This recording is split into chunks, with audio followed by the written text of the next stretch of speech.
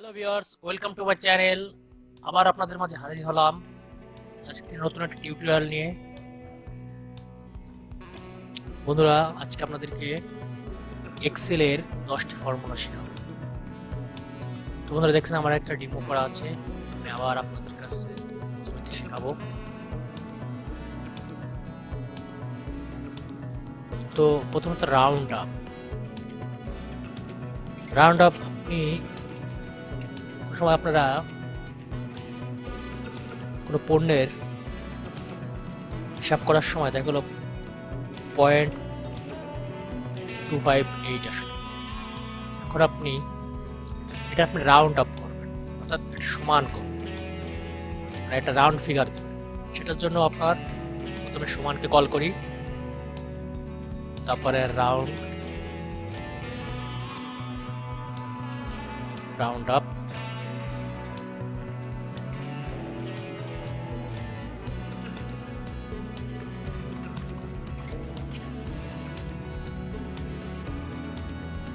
সমান কল করি, সরি বন্ধুরা,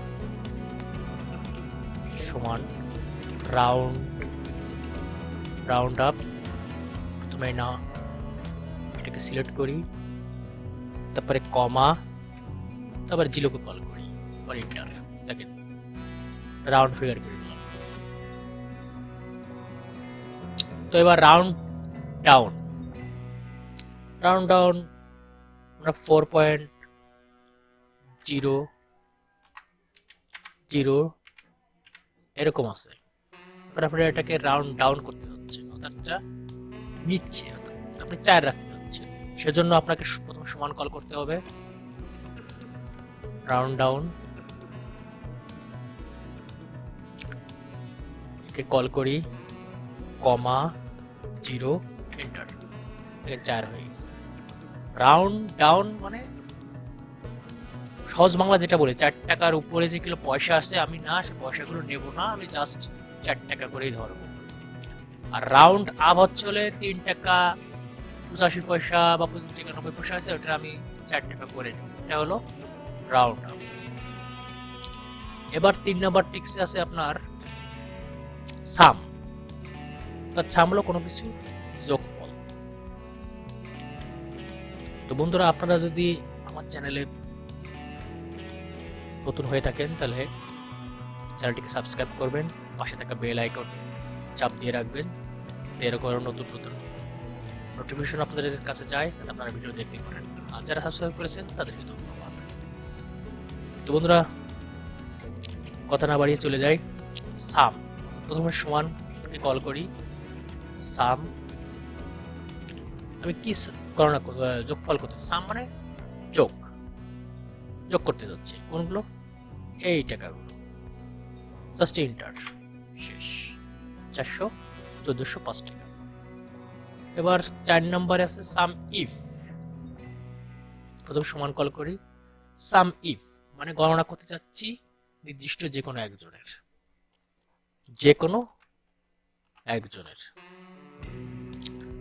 এই আমার সেন্টেন্স দেখতে পাচ্ছেন নিচে, রেঞ্জ, কোন রেঞ্জে? এই নামের রেঞ্জের মধ্যে আমি যে কোনো একজনের যোগফল চাচ্ছি। তারপরে কমা, ক্রাইটেরিয়া মানে নির্ণায়ক, কার নির্ণয় করতে যাচ্ছি? এখানে তো অনেক নাম আছে, আমি রেঞ্জটা সিলেক্ট করেছি, সবার তো আসবে না, যে কোনো একজনের নামের যোগফল চাচ্ছি। আমি চাচ্ছি রাব্বির, কমা, সাম রেঞ্জ। দেখতে পাচ্ছেন এখানে একটা সেন্টেন্স, সাম রেঞ্জ। আমি এই টাকাগুলো চাচ্ছি রাব্বির কত টাকা হয়েছে,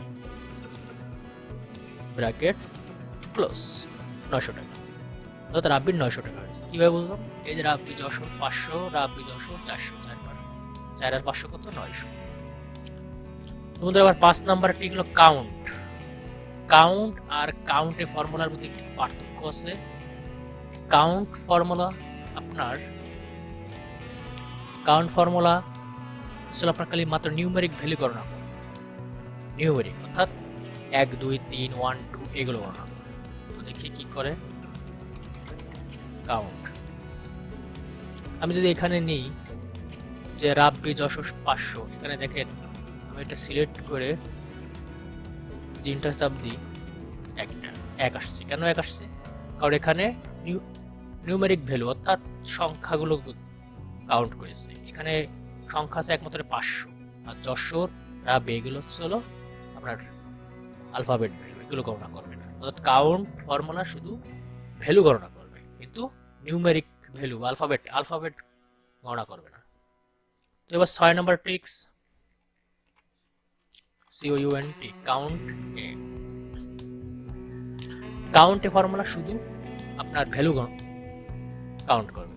যেমন আমি এখানে যদি কাউন্টে ভ্যালু এবং আলফাবেট দুটোটাই গণনা করবো, যখন আমি এটা সিলেক্ট করে যদি তিনটা চাপ দিই, দেখেন 3, অর্থাৎ নিউমেরিক ভ্যালু গণনা করছে, আপনার আলফাবেটও গণনা করছে, অর্থাৎ 1 2 3 তিনটাই গণনা করছে। অর্থাৎ কাউন্ট আর কাউন্টের ফর্মুলার পার্থক্য একটাই, কাউন্ট ফর্মুলা শুধু ভ্যালু গণনা করবে, আর কাউন্টের ফর্মুলা শুধু আলফাবেট আর নিউমেরিক ভ্যালু দুটোটাই গণনা করবে। এবার আসছি আমরা আপার কেস, প্রথমে সমান আপার কেস, আপার মানে কি? আপার হচ্ছে হলো আপনি কোন অক্ষর বড় হাতের করবেন, সেটা আপার। যেমন আমি যদি এই অক্ষরটা সবকটা বড় হাতের করব, সব বড় হাতের হয়ে গেছে। আর লোয়ার কেস আপনি সমান, আপনি লোয়ার কেস মানে সব স্মল লেটার করবেন, দেখেন সব স্মল লেটার হয়ে গেছে। আর প্রপার হচ্ছে হলো আপনার অর্থাৎ সঠিক, অর্থাৎ আমরা যেভাবে টাইপ করি সেটা হলো প্রপার কেস, যথাযথ আসছে। কনক্যাটেনেট,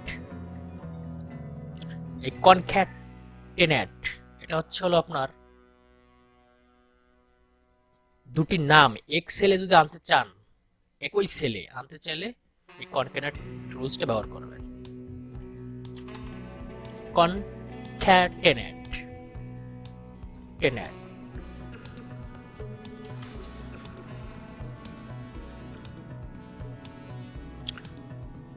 দেখুন আমি এই রাব্বি আর যশোর এই একই সেলে আনবো, রাব্বি কমা যশোর ক্লোজ। দেখেন রাব্বি যশোর টোটাল একই জায়গায় চলে আসছে, রাব্বি এবং যশোর একই জায়গায় আছে, রাব্বি যশোর একই জায়গায় চলে আসছে। এখন আপনি চাচ্ছেন না আমি একটু স্পেস রাখতে চাই, তাহলে আপনি এইখানে ইনভার্টেড কমা আবার ইনভার্টেড কমা দিয়ে দেবেন। তো বন্ধুরা দেখতে পাচ্ছেন এখানে রাব্বি যশোর একসাথে চলে আসছে। তো বন্ধুরা যে কোনো জব ইন্টারভিউতে আপনার এইভাবে প্রশ্ন করা হবে যে রাউন্ডের মধ্যে পার্থক্য কি, আপনার কাউন্ট এবং কাউন্টের মধ্যে পার্থক্য কি, যে কোনো সময় এটাই চায়। আপনারা এইভাবে সুন্দর করে প্র্যাকটিস করবেন, প্র্যাকটিস করে বারবার চর্চা করবেন, আপনারা আশা করি পারবেন। তো বন্ধুরা আমার ভিডিওটি যদি ভালো লাগে অবশ্যই আমার পাশে থাকবেন, চ্যানেলটিকে সাবস্ক্রাইব করবেন, আর বন্ধুদের মাঝে বারবার শেয়ার করবেন যাতে তারাও দেখার সুযোগ পায়। তো আজ এই পর্যন্তই, ধন্যবাদ। আবার কোনো নতুন টিউটোরিয়াল নিয়ে হাজির হবো আপনাদের কাছে।